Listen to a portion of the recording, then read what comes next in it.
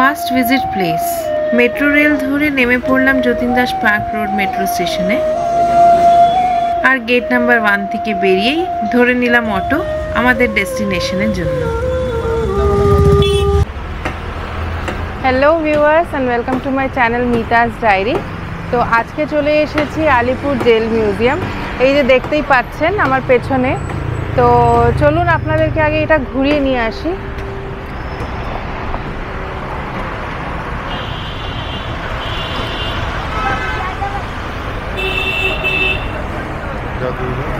কিভাবে আসলাম আপনাদেরকে বলেই দিয়েছি। তো প্রচুর বাস চলে আর কোনো অসুবিধে হবে না আমার মনে হয় বাস রুটেও।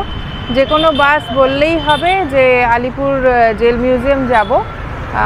এখানে যেমনি একটা নম্বর দেখতে পাচ্ছি 18C। এটা কোথা থেকে আসছে? বেহালা লেখা, রাসবিহারী, গড়িয়াহাট সবই আছে, মানে সাউথ থেকেই আসছে এই বাসটা।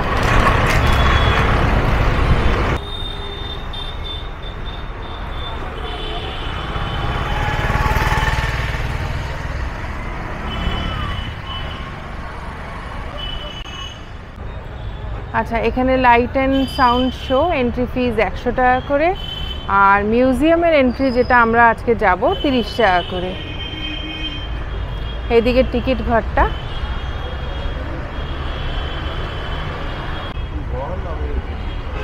এই চলে এসেছি আলিপুর মিউজিয়াম, একদম গেটের পাশে। 1906 সালে তৈরি করা হয়েছিল এই জেলটাকে।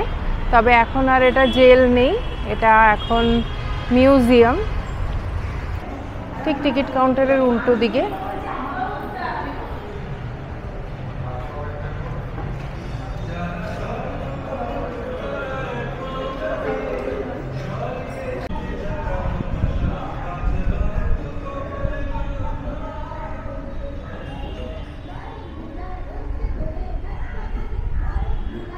ঢুকেই দেখতে পাচ্ছেন এত সুন্দর একটা জেল, মানে সুন্দর ইন দ্য সেন্স এখন দেখতে ভীষণ ভালো লাগছে, কিন্তু একটা সময় ভেবে দেখুন এখানে কি অবস্থাটাই না ছিল।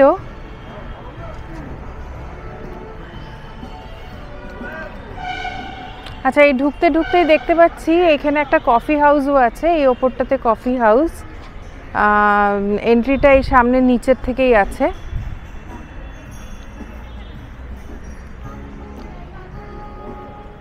এখানে সবকটার মনে হয় স্ট্রিট নাম্বার করে দেওয়া, কারণ এখানে একটা স্ট্রিট নাম্বার 3 লেখা। তো এটাতে কি আছে দেখি আগে। প্রথমেই এই ম্যাপটা আপনাদের সাথে আগে শেয়ার করি, মানে আমরা নিজেরাই কনফিউজ হয়ে যাচ্ছি কোথা থেকে শুরু করব। তো এখানে 1, 2, 3 করে সবটাই দেওয়া আছে, পুরো ডিটেলস এখানে পেয়ে যাওয়া যাচ্ছে। এই রুমগুলোকে এখন রেনোভেট করছে মনে হয়।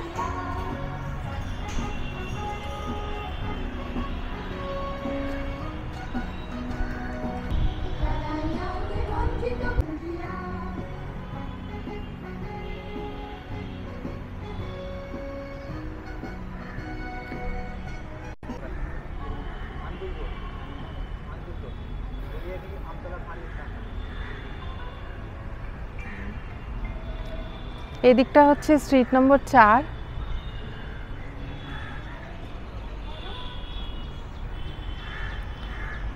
ওটা একটা মনুমেন্ট মতন বানিয়েছে। এটা হচ্ছে মার্টার্স মনুমেন্ট, এখানে পুরো ডিটেলসটা দেওয়া আছে। এই যে মনুমেন্টটা, এটা স্ট্রিট নাম্বার 4-এ রয়েছে।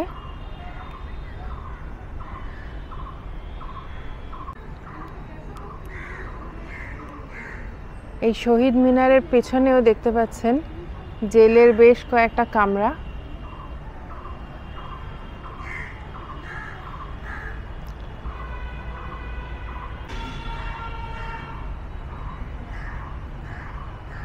আচ্ছা, এখানে দেখতে পাচ্ছি ডোকরা আর্ট ফর্ম। এটা একটা মেটাল দিয়ে তৈরি হয় জিনিসটা, তবে এখানে এই যে জিনিসটা রাখা এটা কিন্তু মেটালের নয়, এটা সল্টলেক এফডি ব্লগের পুজোর সময় এই প্যান্ডেলটি তৈরি করা হয়েছিল, সেটাই এখানে রাখা হয়েছে।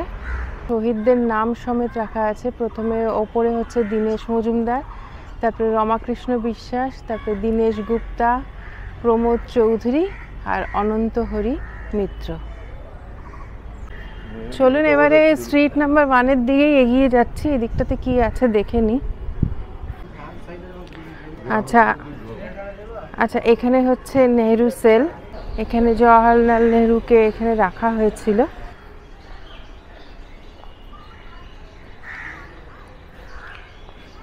আচ্ছা, এখানে ডিটেলস তো লেখাই আছে। জওহরলাল নেহরু 17ই ফেব্রুয়ারি 1934 থেকে 17ই মে 1934 অবধি ছিলেন। এখানে জওহরলাল নেহরুর একটা স্ট্যাচু রাখা আছে। আর এই দেখুন এখানে লক করার ব্যবস্থাটা কেমন ছিল, এখান দিয়ে একটা করা রয়েছে, তবে তালাটা এইখানে লাগানো হতো, মানে কোনোভাবেই যেন খুলতে না পায়, চাবি পেলেও যেন খোলা না যায়।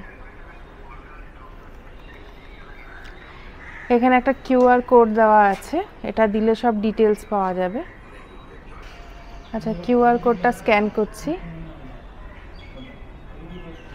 নেহরু কক্ষ, ভারতবর্ষের প্রথম প্রধানমন্ত্রী পণ্ডিত জওহরলাল নেহরু আইন অমান্য আন্দোলনে অংশগ্রহণের জন্য 1934 সালের 17ই ফেব্রুয়ারি থেকে 7ই মে 80 দিন এই ভবনের একটি কক্ষে ব্রিটিশ সরকার কর্তৃক কারারুদ্ধ ছিলেন। তার কিশোরী কন্যা ইন্দিরা। আচ্ছা, এই বিল্ডিংটা হচ্ছে পুরানো গুদাম ঘর। এই পুরো বিল্ডিংটাই তাই। আচ্ছা, এই গোডাউনটা ছিল পুরোটাই ইউজ হতো বন্দীদের ডেলি যেই জিনিসটা প্রয়োজন হতো সেগুলো রাখার জন্য। তা এটা আমরা ঢুকলাম সেল নাম্বার 1 আর 2। এটা জেনারেল সেল আর কি। এখানে মোটামুটি এমনভাবে তৈরি করা হয়েছে যে 50 জনের বেশি এখানে কয়েদিদের রাখা যাবে না। এই যে এই সেলগুলো সব জায়গাতেই কিন্তু লকিংয়ের সেই একই রকম ব্যবস্থা যেরকম আগেরটা দেখালাম। আর এই যে সব কটাতেই একটা ছোট্ট জানলা, সেই দম নেওয়াও দুষ্কর হয়ে যাবে। আলো হাওয়া বাতাস কোনোটাতেই সেরকম নেই।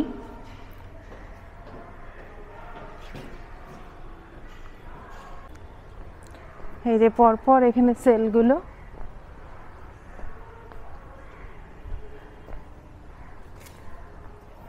ওপরতলাতেও সেল আছে না? ওপরতলাতেও সেল কি দাদা? ওপরতলাতেও সেল? ওপরতলাতেও কিন্তু সেল রয়েছে।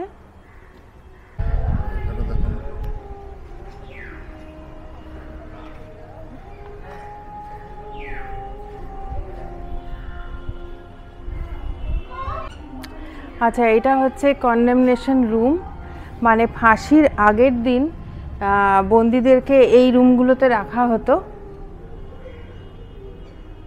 তাদের সেই দিনকে কি উইশ থাকে, মনের ইচ্ছে, সেগুলো পুরো করতো। জানি না মনের ইচ্ছে কি তখন থাকতো, কিন্তু কি বা পুরো হতো সেটাও জানা নেই।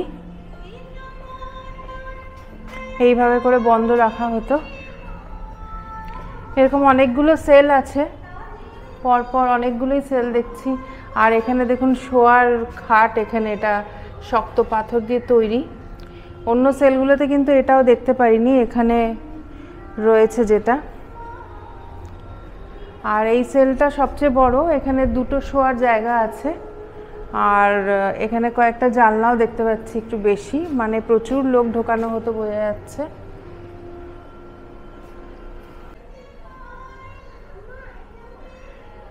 ব্রিটিশ সরকারের এগেনস্টে যারাই কথা বলতেন, আমাদের স্বাধীনতা সংগ্রামী যারা ছিলেন, তাদেরকে এখানেই ফাঁসি দেওয়া হতো। আর ফাঁসির একদিন আগে এই রুমটাতে রাখা হতো। এই যে এই জায়গায় ফাঁসিটা দেওয়া হতো। এই সেই ফাঁসি দেওয়ার জায়গা, ফাঁসির মঞ্চটা, এখানেই ফাঁসি দেওয়া হতো। আর নিচে এই দরজাগুলো খুলে যেত, ভাবলেই একটা গায়ে ছমছম করছে। তো আর এই দিক থেকে বোধহয় বডিটা বার করা হতো। এই যে এখানে নিচে যাওয়ার জায়গা, তবে এখন এখানে যাওয়া যাচ্ছে না। আন্দামানে কিন্তু ঢুকতে পেরেছিলাম আমরা, এইখান দিয়ে বডিটা বার করা হয়।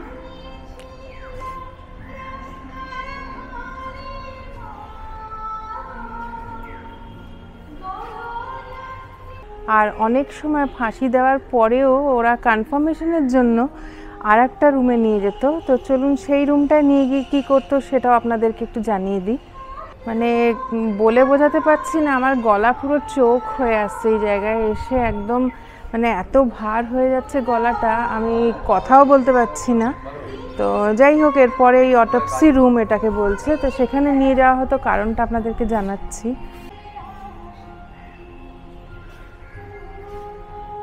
এটাই হচ্ছে অটোপসি রুম। ডেড বডি বা বডি যা বলবেন সেটাকে নিয়ে এসে এখানে রাখা হতো।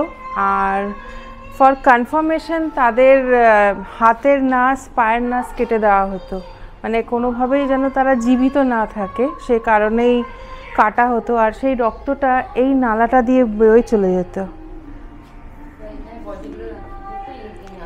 আর এই বেসিন,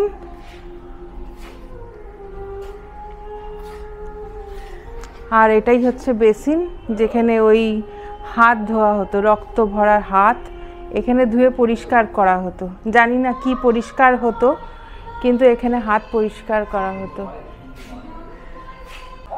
আলিপুর জেলে শহীদদের তালিকা: কানাইলাল দত্ত, সত্যেন্দ্রনাথ বসু, বীরেন্দ্রনাথ দত্তগুপ্ত, গোপীনাথ সাহা, প্রমোদ রঞ্জন চৌধুরী, অনন্ত হরি মিত্র, দীনেশ গুপ্ত, রামকৃষ্ণ বিশ্বাস, দীনেশ মজুমদার, চারুচন্দ্র বসু।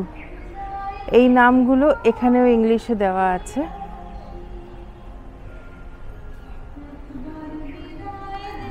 বিপ্লবী দীনেশ গুপ্তকে তার ফাঁসির আগের রাতে বেশি করে আফিমের মতন মাদক দ্রব্য সেবন করানো হয়, কিন্তু তিনি সম্পূর্ণ সজাগ ছিলেন। আত্মীয় পরিজনদের তার মৃতদেহর কাছে ঘেঁষতে দেওয়া হয়নি। দেহটি জেল চত্বরে জ্বালিয়ে দেওয়া হয়। দেহটি জেল চত্বরে জ্বালিয়ে দেওয়া হয় ও রাতের অন্ধকারে একটি নৌকায় করে নিয়ে গিয়ে নিকটবর্তী টালি নালায় ভাসিয়ে দেওয়া হয় দেহ ভস্ম। এই দিকে হচ্ছে নেতাজি সেল, বিধানচন্দ্র রয় সেল, চিত্তরঞ্জন দাস সেল আর যতীন্দ্রমোহন সেনগুপ্ত সেল।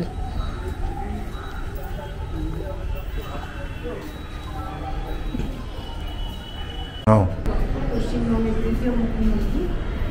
এই ভবনে একতলার 4 নম্বর কক্ষে রাখা হয়েছিল 1930 সালে। সেপ্টেম্বর থেকে 1931 সাল অবধি ছিলেন, 1 জানুয়ারি পর্যন্ত বন্দী ছিল। এবার যাচ্ছি নেতাজিকে যেখানে রাখা হয়েছিল।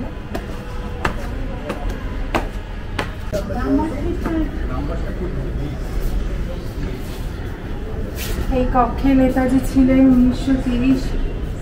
23 জানুয়ারি থেকে 23 সেপ্টেম্বর পর্যন্ত।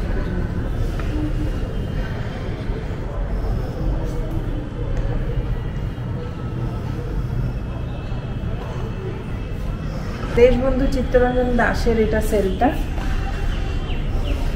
তিনি ছিলেন এখানে 14 ফেব্রুয়ারি 1922 থেকে 9 আগস্ট 1922 পর্যন্ত।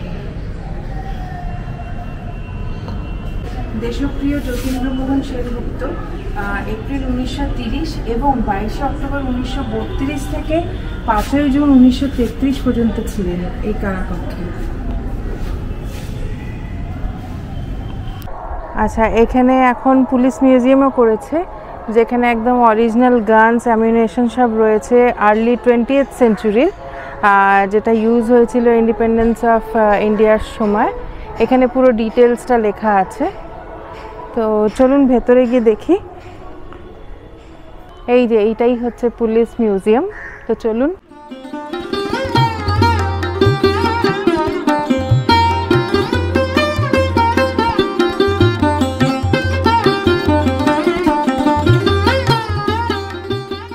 এখানে বই বোমা রাখা আছে, যেটা 1908 সালে আলিপুর কনস্পিরেসি কেসে ইউজ করা হয়েছিল। এই যে বোমাগুলো, বন্দুক,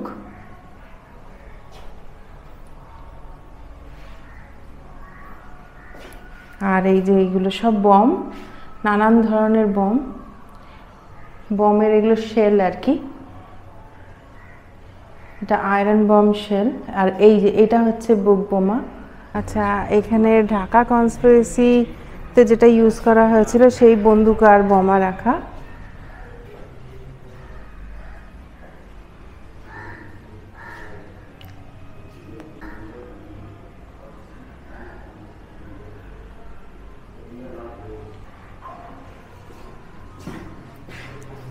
এখানে আবার এই ধরনের বোমা ইউজ হয়েছিল। এই বন্দুকটা একদমই ছোট, এটা ইউজ করেছিল বিপিন বিহারী গাঙ্গুলি। 6 চেম্বারের বলছে বন্দুকটা। Activities of the Baranagar group 1916, সাথে নাটঘর ডাকাতি 1916-তে। আচ্ছা, এইগুলো সব ইউজ হয়েছিল, এগুলো সব শেলগুলো পড়ে আছে মনে হয়। আচ্ছা, বিনয় বাদল দীনেশ, সেই দীনেশ এখানে, এনাকে ক্যাপচার করা হয়েছিল 1930-এ, যখন অ্যাটেম্প্ট করেছিল চার্লস টেগার্টকে যখন মারার সেই সময়টা। এই টায়ারটা যেটা দেখতে পাচ্ছেন এটা কিন্তু অ্যাটাকে নষ্ট হয়েছিল, যেটা দীনেশ মজুমদার অ্যাটাক করেছিলেন চার্লস টেগার্টের ওপর 25শে আগস্ট 1930 সালে। পুলিশ মিউজিয়ামটাই এত বড় যে এটা দেখতে কম করে 2 ঘন্টা সময় লাগবে, তো পুরোটা আপনাদের সাথে শেয়ার করতে পারলাম না, কারণ ভিডিওটা তাহলে অনেক বড় হয়ে যাবে। আর এটা নিজের চোখে এসে দেখতে পারলে কিন্তু বেশ ভালো লাগবে। তা আমরা এখন একটু এটা দেখে নিই, তারপরে আপনাদের সাথে বাকিটা আবার শেয়ার করছি। মানিকতলা বোমা মামলায় যেই বোমাটা ইউজ হয়েছিল তারই এটা মডেল। তো কি ধরনের বম ইউজ হতো সেটা এখানে বোঝা যাচ্ছে। আচ্ছা, এই জায়গাটা লেখা প্রিজন লাইফ ইন দ্য আন্দামানস। তো এখানে সিঁড়ি দিয়ে উঠে দেখতে হবে কি ব্যাপারটা। এই যে চাবুক দিয়ে মারছে বন্দীদেরকে।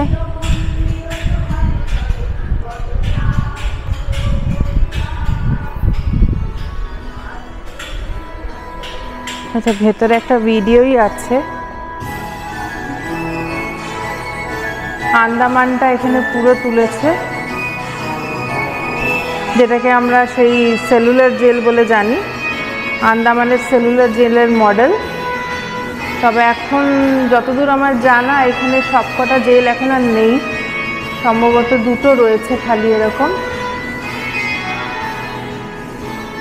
আর এখানে একটা ভিডিও চলছে।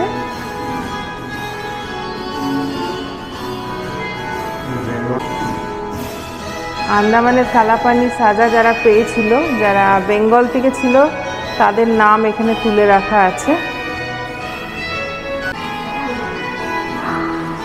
নামের শেষ নেই, কিন্তু বেঙ্গলের প্রচুর এরকম স্বাধীনতা সংগ্রামী যারা আন্দামানে বন্দী ছিলেন।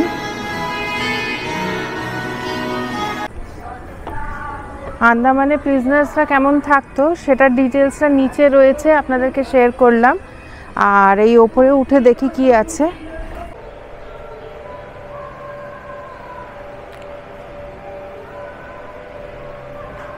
ছোট্ট একটা এখানেও ভিডিও চলছে আন্দামানের,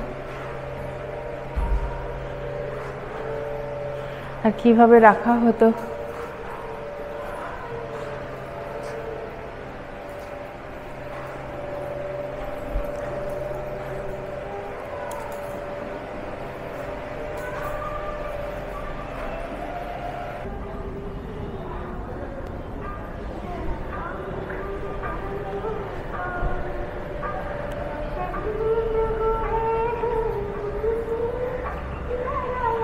এটা হিস্টোরিক প্রিজন ওয়ার্ড, এখানে কেমনভাবে রাখা হতো বন্দীদেরকে সেটা এখানে ডিটেলসে দেওয়া আছে।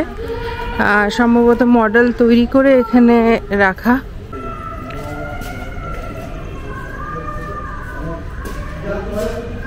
সারাদিন জব্বর খাটনির পরে যা যা করতেন ওনারা।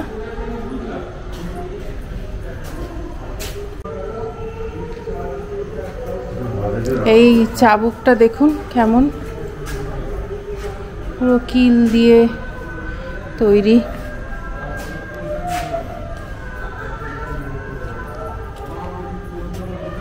ঘরের ভেতরটা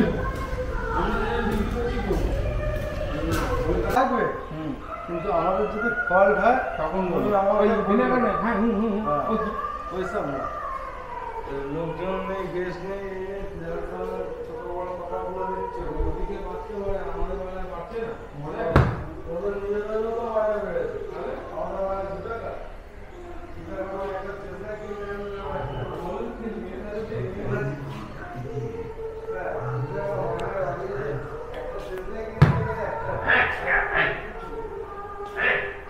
এখানে রান্না হচ্ছে আর সেন্সর আছে, এখানে ঢুকলেই অটোমেটিক কথা এইসব রেকর্ডিংগুলো চালু হয়ে যাচ্ছে।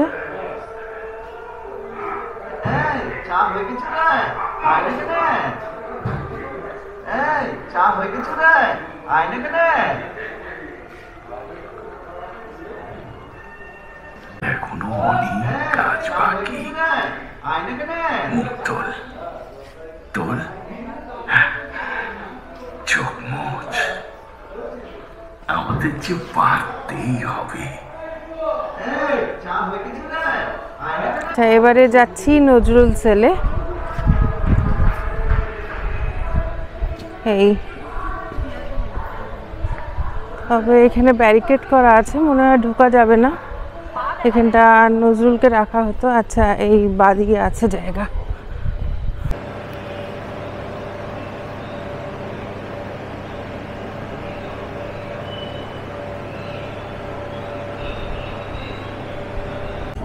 আচ্ছা, এটা কফি হাউসটা। এখান থেকে ফার্স্ট ফ্লোরে যেতে হবে।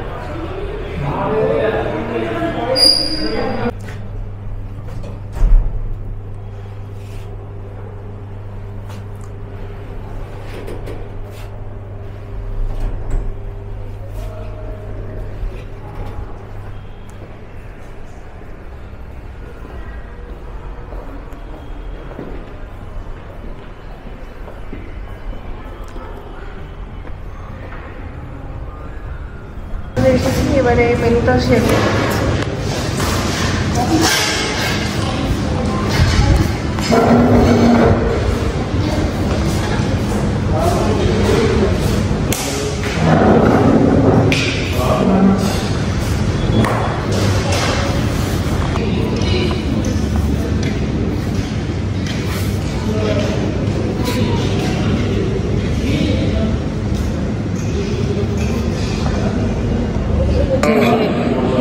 এই মেনুটা শেয়ার করে রাখছি, দরকার হলে আপনারা একটু পজ করে নেবেন।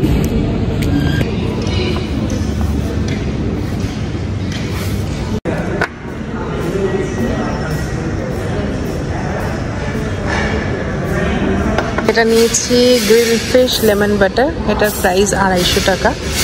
এটা কিন্তু মাছ, সাথে এক পিস ব্রেড থাকছে আর সতে করা ভেজিটেবল।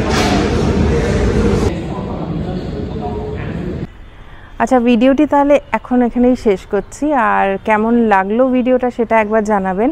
তবে আপনাদের কাছে রিকোয়েস্ট থাকলো যে আপনাদের বাচ্চাদেরকে কিন্তু অবশ্যই একবার এখানে নিয়ে আসবেন, কারণ যেটা আমরা বই পড়ে বা ঠাকুমা দাদুর থেকে গল্প শুনে যেই জিনিসটা বোধ করতে পারি না, সেটা কিন্তু এখানে আসলে হয়। স্পেশালি ফাঁসি ঘরটায় যে যাওয়া হলো আমাদের, মানে আমি বলতে পারবো না, আমার গায়ে কাঁটা দিচ্ছে এখনও। সেইটা যে কি অদ্ভুত জিনিস সেটা কিন্তু আপনাদের বাচ্চাদের সাথে অবশ্যই শেয়ার করবেন।